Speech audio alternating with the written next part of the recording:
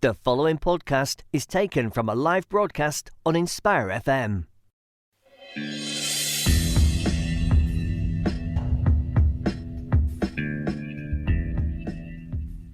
Assalamu alaikum and welcome to the book club show on Inspire 105.1 FM. My name is Imrana and today is the 27th of April and it is just 10 o'clock. I hope you have had a wonderful morning so far.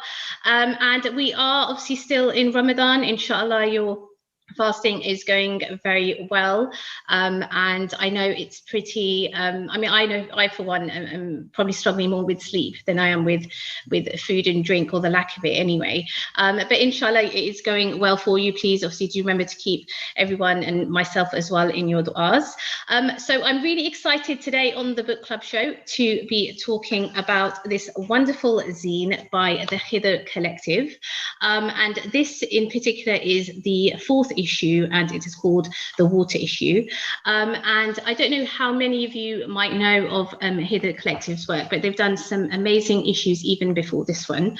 And just to give you a little bit of background to this particular issue from the editor's note, and it starts by saying, say, just think, if all your water were to sink deep into the earth, who could give you flowing water in its place? And obviously that's an ayah from the Quran. When we read the Quranic story of Prophet Yunus alayhi salam, who exclaimed from within the belly of the whale, "There is no God but you, glorified be you," we are reminded of our helplessness when facing the most potent force on the Almighty's earth. Water creates and water destroys. In the vast breadth of the universe, the existence of water is always a sign of life as we know it. For centuries, it has mapped our paths and has been as costly to us as it was to the Prophet Yunus that day. So that's just a little bit of the introduction. It then goes on talking about more specifically water being covering 70% of the planet's surface. So water is a spiritual healer to those making pilgrimage to the Ganges River, and a medicinal healer in historical traditions spanning as far back as the Han dynasty.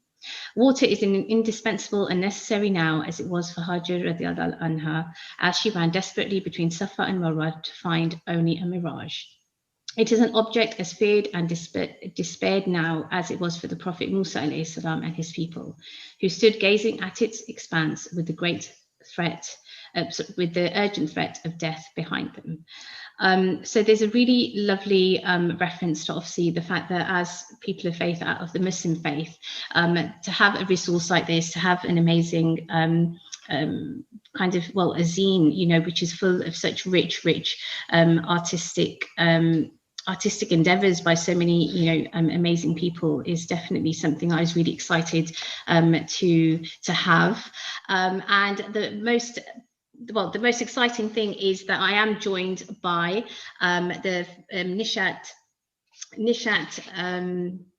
I am joined by Nishat Alam, who is a photography editor of Khidr Collective zine. Nishat works in a museum and in archives. She is interested in art and social history and is trying to document light and life on 35mm film. Her IG is at @notnishat. And also that is the same for Twitter. I also am joined by one of the contributors to the Khidr Collective of the Water Issue, and that is Abu Noor. Now, Abu Noor is, I think, one of the youngest contributors to the zine. He is a 15-year-old homeschooler and illustrator based in Luton. He has a keen interest in architectural and futuristic designs, but still admires and looks upon old masters for inspiration. And his Instagram is at AbuNoor2005. So I'm really delighted to have them join me on the show. So assalamu alaikum. Wa alaikum salam. Thank you for having us. Yeah. Thank you so much for taking your time out to be with us on the show today. So I think the best place to start really would be with Nishat, with yourself. What is actually the Khidr Collective, and what how did that come into being? So we're a group of 10 young Muslim artists, and the main body of work that we produce is the Khidr Collective zine. We set up in 2017, so it's been about 4 years now, primarily as a platform for young Muslim artists. We were looking for a space for people who didn't really have access or a means to be published in kind of more mainstream spaces. And so really we are a space for those people. We're not just for Muslim artists and writers, we also feature non-Muslims and mostly people who are from marginalized backgrounds. So people who kind of from the same sorts of places that we're from as well. And yeah, so at the time that the collective was set up, there was a lot, I mean, there still is lots in the media, lots in the news of, quite negative and problematic ways that Muslims are portrayed. And so the collective was something that we wanted to start in order to be able to tell our own stories by ourselves. And that's not something, we didn't want to sort of start something that sort of said, that's this is what we're really about. We just kind of wanted to be practice our our own faith in our own ways and be ourselves, really. So yeah, I think that's sort of the reasons that we were set up. And I mean, that's amazing journey in itself, actually, and I think it sometimes does happen where we do need to create our own spaces, in order to, I guess, challenge the status quo or create our own platform. So it's amazing to hear that. And I guess my next question really was, so what exactly is a zine? Because there might be listeners out there thinking, I have no idea what that means. It obviously sounds like magazine, or is it a type of book? So could you explain a little bit about what that is and how it differs from other things? Yeah, so a zine is just short for magazine. The difference is that it's self-published, so there's no kind of big organization behind us. It's just a small group of people. Sometimes some zines are just made by one person, and those people are making all the kind of editorial decisions. So that kind of independence, it gives us a lot of freedom to publish what we want. Which is very refreshing in the kind of the traditional publishing spaces, which don't always want to make space for us, for minorities, for people like us. So it's it's quite a good route for people who don't necessarily have the access to go through mainstream publishing. It also means that you're able to kind of speak about what you want. You can make what you want. So a lot of zines are political. They're used as a means of protest, and I think actually the fact that zine culture, DIY culture, the fact that it exists and it's so huge, especially amongst young people, it's so powerful when it comes to activism. A zine can kind of look like anything. Ours looks a certain way. It's kind of big and kind of shiny, but a zine can also be a folded piece of paper that's it folded together to look like a book, and you can print it and distribute it. And actually that's the kind of zines that we were making in the workshop that Abu Noor and I were met at. So You know that, and that sounds amazing. And actually it kind of links into the question I was going to ask Abu Noor. So how did you first hear about the Khidr Collective, and how did you get involved? So I first met them, as I said, at MFest, which was in the British Library back in 2018, and I was attending their zine making workshop, and so I brought my drawings with me to show them, and I think they found it quite interesting, and they encouraged me to get my work published in the next issue, which was Frontiers. And when it was published, that's how it started, really. That's amazing. And obviously you say 2018 and you're 15 now, so you would have been obviously much younger. So it's so nice to be able to hear you kind of receive that encouragement, and I guess that's the difference when you get the right encouragement and potentially like role models at a young age. I think it can really help flourish. So that's really lovely to hear. So this particular issue of Nishat is the water issue. So what was the inspiration by that in particular? Obviously, I read a little bit of the editor's note in reference to some ayahs of the Quran, but why that in particular at this moment in time? So, I mean, this is the broadest issue the broadest theme rather that we've kind of addressed. And usually what has tended to happen is that the theme that we decide to go with is a kind of something that's been playing on our minds and playing in public consciousness as well at that time. So when the first scene came out, there's a lot in there about Islamophobia and sort of narratives in the media. There was a lot happening then. And then, I mean, the water kind of, we discussed loads of different things and loads of different topics, and water was the one thing that kind of encompassed all of those ideas. So we looked at the environment, that was one of the options. We looked at the politics of water. We looked at the sort of the refugee crisis as well, and that's the relationship of that to water, which I'm sure we'll talk about in a second.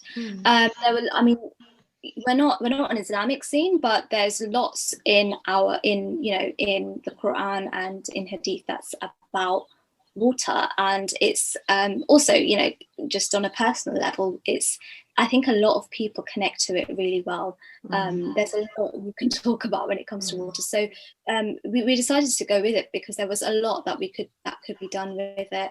And we're at a time where the climate crisis as well is being talked about a lot more than in years past. So it felt like the right time to address this topic in so many different ways as well.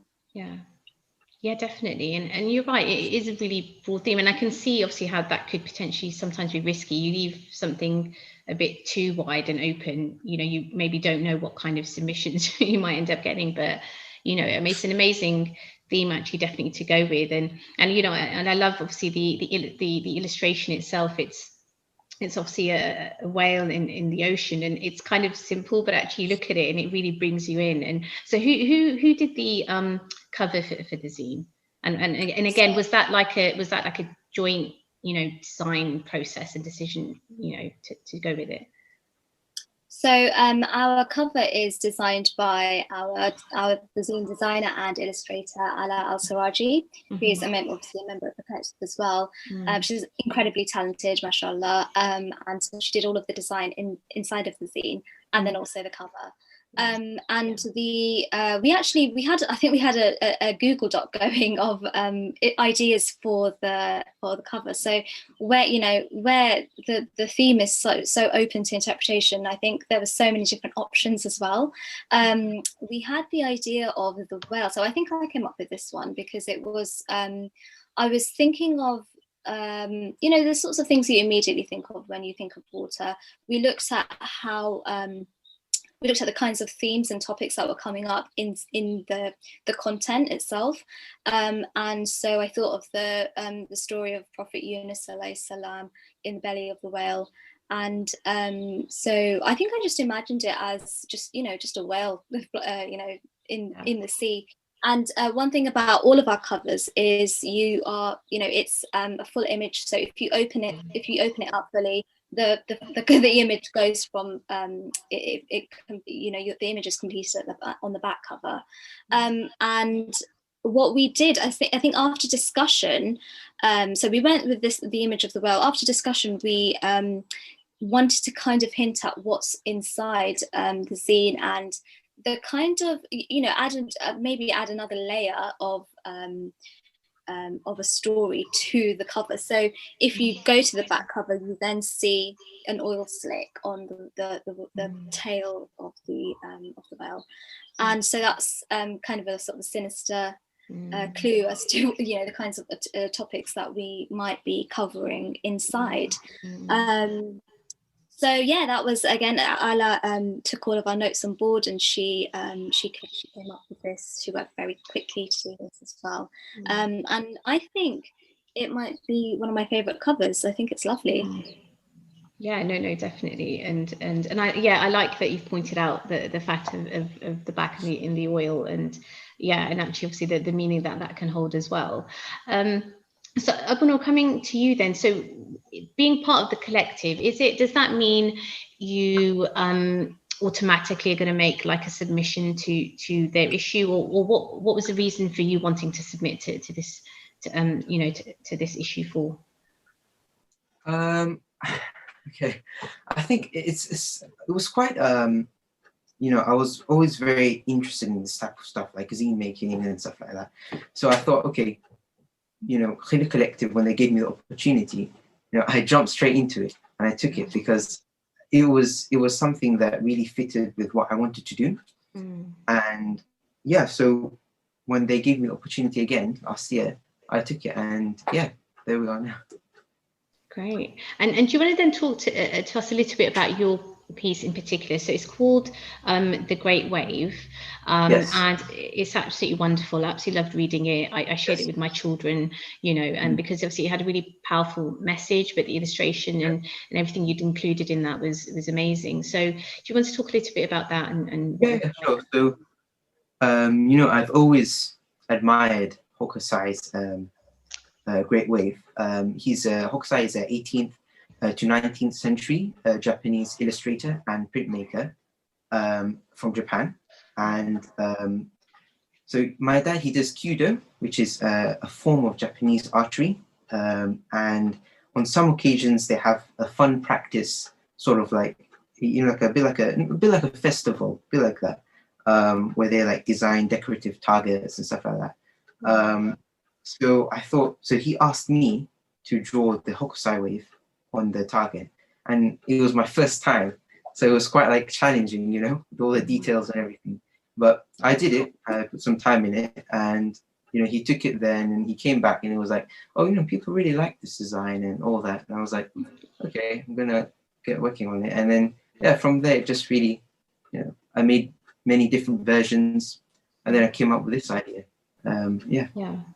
Amazing. Yeah. And do you want to talk a little bit about, so if I'm literally just going to read the first bit that's in here. So no masterpiece has captured my imagination as much as Hokusai's Great Wave of Kanagawa. It is simple yet striking. It reminds me of nature's unparalleled beauty with a twist of danger. Water can be tranquil at times, but at any moment it can turn deadly. And then you go on, obviously, to talk about a little bit about the refugee crisis as well. So do you want to talk a little bit about that? You've even mentioned, something about Banksy as well. So do you want just a bit more detail? Yeah. So these two artists, like, I think, have been like some of my greatest inspirations, really. And I thought, why not combine two great different artists from two different eras into one artwork. So I came up with this idea because I care deeply about what's happening in the refugee crisis, and I thought, okay, how to address this issue, and I came up with this idea of incorporating two different artists into one artwork. So as you can see, I replaced the fishing boats with rubber dinghies full of refugees, and then Louis Michel coming to their rescue. And and I like Banksy because I find his works very interesting, very, very visually attractive, I would say. Yeah, definitely, for sure. And obviously your piece in particular in the zine, you end with a quote by Wilson Shire that no one puts their children in a boat unless the water is safer than the land.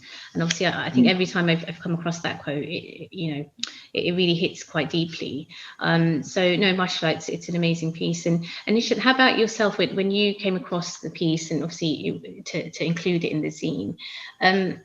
I mean, what did you think about it? Yeah, in terms of first impressions. I was so blown away yet again by Abu Noor's talent, mashallah. I mean, the Great Wave is such an iconic image. It's hard to miss. It's instantly recognizable. It's even got its own emoji. It's a really important piece of work. So I think it was a very unique step to take that out of its context in 19th century Japan and place it in the English Channel, which is a place of hope and danger, and it's to replace the fishing boats with Banksy's rescue boat. I think that was a really special thing to do, and it made me double take. I remembered that because I thought at first you'd done just a really, really good copy of the wave, and then when you look closer, it was. I think it's actually quite chilling. It kind of unsettled me, and I think that's a very powerful thing to do through art. So the issue of the refugee crisis, and as I said, it's the politics of water and who they belong to. These are all things we were thinking of when we set the theme. So we knew that we came across it. Actually, we didn't know that he'd done this piece. We came across it after we'd set the theme. We thought, this would fit really well. There's another piece there's a non-fiction piece that looks at the same topic, kind of looking at who water belongs to. So we kind of set up this alongside that, almost as an accompanying illustration. So yeah, I mean, we're all very big fans of the work and of the artist. So. Yeah, definitely. And it shows, because you can tell from holding the zine in your hand that a lot of care and attention has gone into it. So I definitely feel that. And so in the sense that obviously that work is kind of looking at illustration, but obviously your role, Nishat, is the photography editor.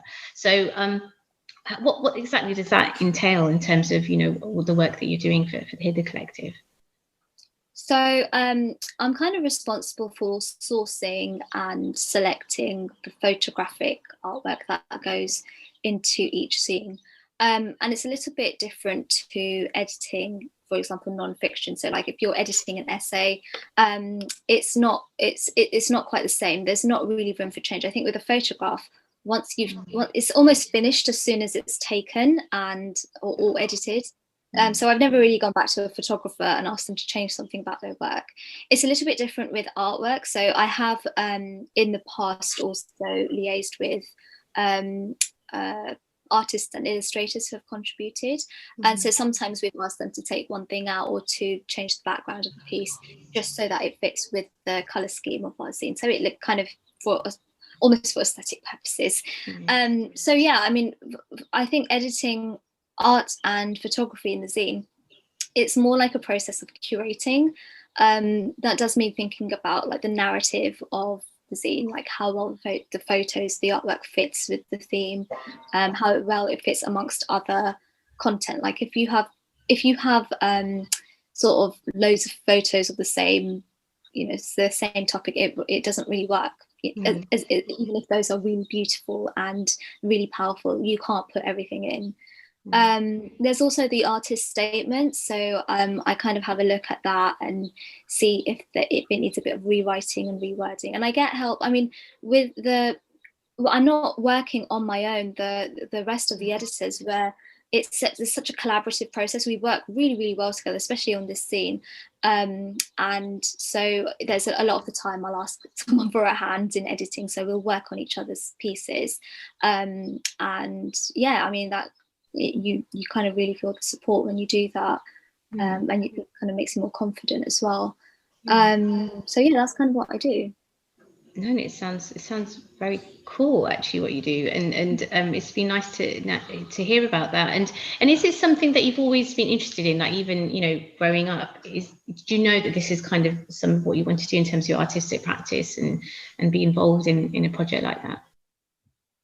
So I mean, I come from a history background. I've got a degree in history and I work in museums, and but I come from a very artistic family, so I've always loved art, and always kind of been brought up to appreciate it, I think.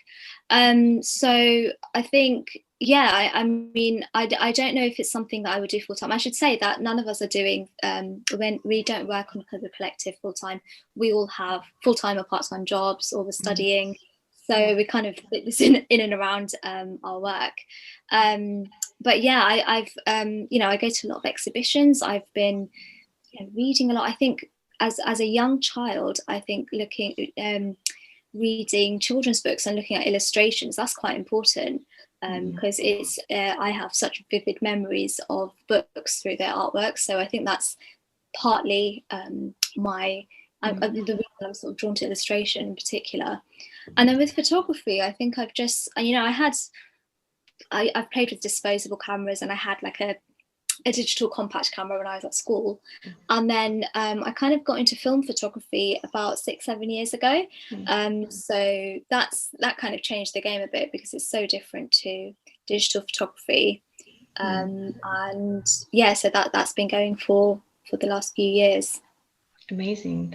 That's lovely, and it's nice to be able to. I mean, it's so important that you mentioned actually that you as a collective are not working on this full time, and I think that is probably a conversation to have, in itself. And I admire you guys all so much more, to be able to do something so amazing. So we are approaching the end of the first half of the show. We are talking about Khidr Collective and their fourth issue, which is called The Water Issue. I am joined in the studio by Nishat Alam and Abu Noor, who are talking about their work on this zine in particular. But in the meantime, yes, we are going to go to a break. Obviously, I can't tell you to go and have a snack because we're fasting, but maybe have a little bit of a break, maybe a stroll in the garden or something, and we will be back with you in a few moments. So, Assalamu alaikum. Assalamu alaikum, this is Atif Nawaz. Listen to Inspire FM shows in your time by heading over to inspirefm.org or listen on Apple Podcasts or Spotify.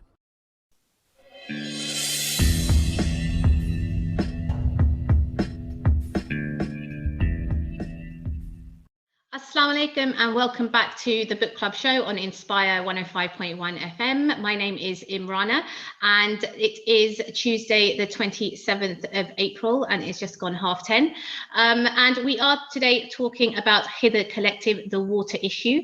And I'm really honoured to have in the studio with me today Nishat Alam and Abu Noor. So Nishat is the photography editor for the zine and Abu Noor is one of the contributors. And just in the first half we were talking a little bit about the inspiration behind this collection in particular, which is The Water Issue, the way it's been inspired obviously by the story of Prophet Yunus alayhi salam. We've talked a little bit about Abu Noor's own work, which is the Great Wave, and just talked a little bit about I guess some of the things and why it's so important to create spaces. So I guess just following on the conversation, I'm going to invite Abu Noor back to talk a little bit about his kind of interest in visual arts and illustrations and kind of where that came from. So Abu Noor, do you want to talk a little bit about that? Yeah, so from a very young age, I was encouraged to draw and engage in creative activities, and I enjoy drawing, and I found out that I was quite good at it, and because of that, I was encouraged to draw more often by my parents, who took me to art galleries and museums, and signed me up for a calligraphy course, which I thoroughly enjoyed, and it was really good. So I think it was a combination of factors which really led me to to where I'm now. Yeah, definitely. And I kind of feel that myself, I think, because I mean, my background as a teacher, I think I always felt that, creativity to some extent sometimes, unfortunately, is a little bit stifled. And, so yeah, no, it's amazing that you had those opportunities to go and visit different places and kind of, and have the encouragement, like we said, to follow what obviously you're evidently really good at. So now, and we talked obviously about your own particular work, which is the Great Wave. Now, obviously, the zine itself is got some amazing, it's such a rich collection of, poetry, prose, interviews, just, photography. It's it actually blows my mind. It's so amazing. I've really enjoyed, reading some of the material in it. There was one which is called Oceans of Allah's Divine Mercy, which I thought was it was really simple, a really simple, kind of artwork, but I found it really, quite powerful. So how do you think, how important is creativity in highlighting those aspects of our faith that we don't always get to, kind of explore? I think it's important because it is very important because, to convey the beauty and, the attributes of Allah is really, an effective way, I think. Also, it's not limited. And it highlights his mercy, his power, his creation. So I think it's definitely important. Yeah, absolutely, and I completely echo what you've said. And Nishat, how about yourself? That, I mean, that, you know, work in particular I mentioned, but also just generally speaking, how do you think? Yeah, from faith and creativity, how important are those things?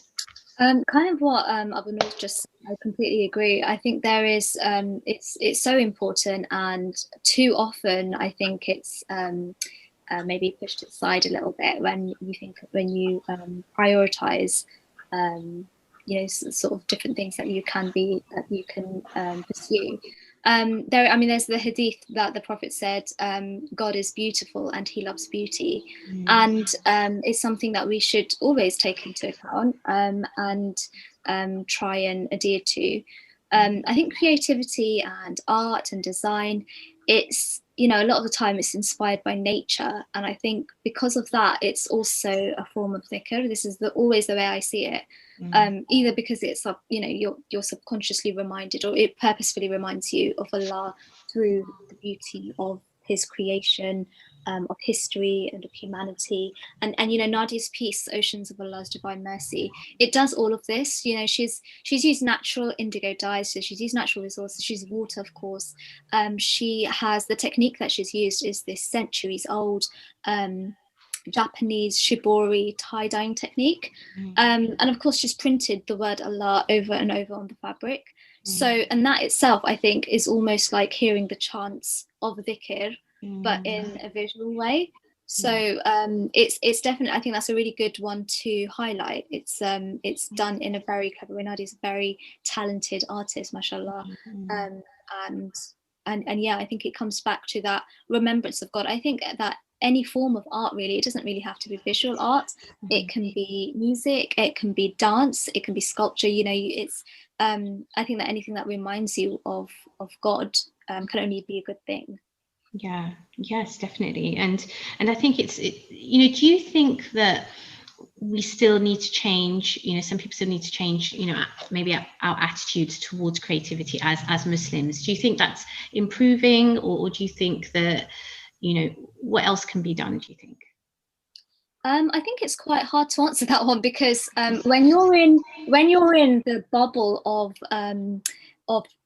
I guess the art world, or the, you know, the Islamic, the Muslim art world anyway, especially in London, it's very easy to forget that you know, that not everyone is in this bubble, and that it might be very new to lots of people to kind of center art in this way. But I think that people have come a long way, probably. There's a kind of a stereotype, which is, you know, it's definitely ground. There is some kind of truth behind it, that a lot of Muslim families have traditionally not always wanted their children to pursue art as, you know, subject at school or as a career, and that I think that's changing, because you know, lots of people are going into it. And you can see, I mean, Abu Noor's family doesn't seem like the kind of family who do that, because he's definitely been encouraged to pursue his talent. And you know, I think that's a really good thing. In terms of the sort of wider art world, I think it's still there. We still have a long way to go in terms of getting Muslim artists out there. I think a lot of the time, when they're not recognized in the way that they should be, it's a failing of the art world and of the media, rather than a failing of our own communities. I think that public interest in Muslim artists is sometimes limited to what's palatable and non-threatening to like a Western audience. So, you know, people aren't always interested in the realities of being Muslim in like the UK, for example, sort of facing racism or Islamophobia, but they'd be happy to consume art by, you know, some certain Muslim artists that give them the opportunity to orientalize Muslims and Islam, or like discuss Muslim women's rights or something like that. We can't really, right now, we can't have it all, it seems. And so I think that there is a lot more that could be done. I think that there are lots of Muslim organizations that are championing arts, and especially in recent years, and I think that's the right way to go. I think that the wider art world probably does need to open up to us a bit more. Yeah, definitely. And I think, yeah, I completely agree with what you're saying, because there's so much kind of tick box, kind of initiatives out there, and there's so much performativity, I think, as well, when it comes to organizations, because and I've always struggled to kind of reconcile, actually, where you're provided with maybe a certain opportunity, but it's always through the lens of, oh, but we're there to develop you, and we're there to kind of support, but a very limited support. And like you said, I think it's very maybe one-dimensional. So definitely, I think you're completely right. It's not necessarily a failing of our own communities. Even for example, the Arts Council, or lots of kind of bodies like that, they're trying to push diversity, but I do sometimes question whether or not they really understand the true meaning of what that is. So, I mean, would it be okay to talk a little bit about, because obviously you mentioned that that there's a team of you behind the Khidr Collective. You obviously are doing this almost in your spare time. Where is like the funding for this coming from, or how about that side of things, and what? And I guess that's my first part of the question. And then secondly, what about maybe other groups of people out there who do maybe something similar, maybe at a more grassroots level, and they maybe want to take the next step? What would they have to do? So we've been funded by different charities and trusts for each zine. So we get a pot of money and put that towards printing costs and paying our contributors. So this zine was funded by the Fenton Arts Trust. The first one was funded by Amal, which is a charity. It's an amazing charity, actually. It really champions and pushes Muslims in the arts. So it was a natural kind of trust to go with. And yeah, you kind of put in an application, and I think that a lot of you probably need to do a bit of research. And one thing that we really strived to do was to do research behind where we were getting our money from. I think we set a set of principles that we wanted to follow, and to adhere to certain ethics. And so there's lots of funding bodies out there who are ultimately funded by someone who's sometimes got their money not in the most honourable way. And so we made the effort to kind of do our research behind that and make sure that that's not how we were getting our money. So that was quite important to us. It might it might not apply to other organizations, and that's fine. There's lots of things. There's loads of initiatives that were funded by Prevent, which we are against. And so that is something to look out for. In terms of other organizations, I mean, we weren't the first at all by any means. We weren't the biggest, we weren't the most successful. We have so many friends who are so talented and make brilliant zines, and a lot of the time they're not always, I don't think we are the only collective of our kind, but I think we maybe tend to center more Muslim artists and in our work than other publications might do, even if they are also by Muslim artists and feature Muslim artists. They might, they're not always, we're not quite the same as each other. But yeah, I think if you are a smaller organization and a smaller collective, and you're looking for that, I think personally kind of do look at what you prioritize and what you think is worth it. I mean, you could get a very large sum of money and do an amazing thing with it, but as a collective, we thought that we'd rather not do that if it means somebody was hurt in the process of getting that money, for example. So it really comes down to your personal priorities. There's a lot of organizations out there. There's Andrew Wainwright Trust, I think funded our website, and Amal again was another one. So there are definitely some great trusts out there to approach if you're looking for a larger sum of money. And you mentioned Arts Council. I kind of agree with you, because there is I think not just in the arts world, but just generally there's this kind of the word diversity is thrown out about a bit, and people need to be seen to be doing certain things. However, I don't know if, I don't think there's anything, if you did get that money, I don't think there's anything wrong with it. There's if you need that money and they want to give it to you, I think you should take it as well. So yeah, good luck as well if you're. Yeah. Absolutely. Yeah, no, thank you for sharing that. I think that's really, important to know. And but yeah, and I think I agree with you. This is it, and it's so important, I think, to have those, values that you all, I guess, agree upon. And then, I guess it just makes navigating those difficult conversations or, difficult, pots of money, so to speak. It just makes it easy, isn't it? If you've got a set of values and you know that you're going to stick to them, and it's important to be able to do that.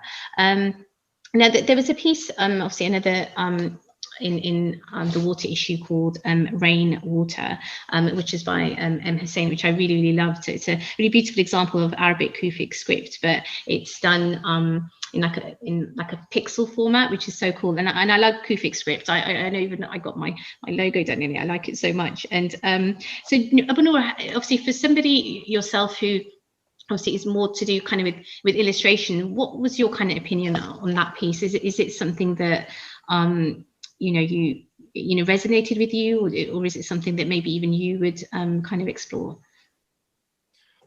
I'm not really sure, because I think, from my point of view, I think more could be done sort of to appeal to the youth, especially. And not all people are interested in traditional art. I know many people are doing digital art now, and so I think doing something different, maybe something unique, I think it will draw in more of an audience, especially from the youth, and I think that's very important. Yeah, definitely. And actually it's true. I guess what, myself and maybe Nishat were talking more about, organizations generally, but yeah, in terms of as a young person, you've obviously been given this opportunity by the Khidr Collective. But what do you think other organizations maybe need to do a bit more differently to make sure they are giving a platform for young artists? So I think that, it should be a straightforward sort of process, and because many young artists, and I know many young artists that they do different styles, so digital, traditional, like me, and I think they need to probably incorporate those different sort of styles, and I think that will make it much more interesting and much more accessible to a wider audience. Yeah, definitely. And actually it's a really key point that you've made, because sometimes processes are so inaccessible, or the process is so long-winded, and actually maybe people sometimes, organizations, don't realize that becomes a barrier to engagement in itself. So yeah, no, that's definitely something to think about, so thank you. So again, there's, I know in terms of the water issue, there's an interview with Sabrina Mahfouz on the history of water in the Middle East, which I really enjoyed reading, because I went to see this play at the Royal Court and absolutely loved it. So it was nice to be able to get a bit of background to that play in itself. There's another piece that I really wanted to talk about, which was more specifically the comic, and I am frantically trying to find the right page that it's on, but the comic itself is based on obviously the hadith, or the story of basically quenching someone's thirst, and it involves two characters. So Nishat, in terms of that piece in particular, do you think, obviously because it is a comic based piece of artwork, do you think that people make assumptions about comics and for that reason maybe don't read them, or could it be the opposite? What are your thoughts on that? Definitely, because I know that I did. I think you tend to think you associate comics with like superheroes, which aren't for everyone. But they are, they are such an amazing medium for expression and for storytelling, as you can see from this comic about Suqiya. And you make a statement about something. So we've had a comic in each scene since the start. and they varied from, you know, current affairs or to, like, I think the last one was familial relationships. So this one it's a really sweet comic. Actually, it's an educational comic as well, which is a little bit different to the previous ones. So yeah, I think that there is definitely you know, people don't tend to say, people probably, if you ask them if they would be interested in reading a comic, they might not say yes, but I think when you are given one, or when you come across one, you do read it, because visually they are very attractive. You can tell, again, you can tell a really good story through them. Again, like I said, they're just a really good way to do something. And this comic, I should say, this comic was drawn by Maha Yassin, who is a Sudanese artist based in Egypt, and she was commissioned through Khidr Comics Lab, which is like a fairly new offshoot of Khidr Collective, and it was thought up by one of our founders, Zain, and Kamel, who is an artist who's produced comics for us in the past. And the Comics Lab is this platform, this space for comic artists and writers, and again from like diverse backgrounds, who, you know, they are some of the most talented and clever and funny people. And you can, you know, even just going on Instagram and seeing the Muslim comic writers and artists out there, I think really opens your eyes a little bit, and you do realize that the kind of the potential that comics have, they can be for everyone. They can be, you know, loads of different things. There's one in particular, her name is Nasima, and her @ is Muslima. And she talks about the experiences of being a Muslim woman in comic form, and you know, there's the kind of an element of relatability, which is how you draw people in, and again, there's the humor in it, and so I think it's a really, really good tool. It's really, really clever.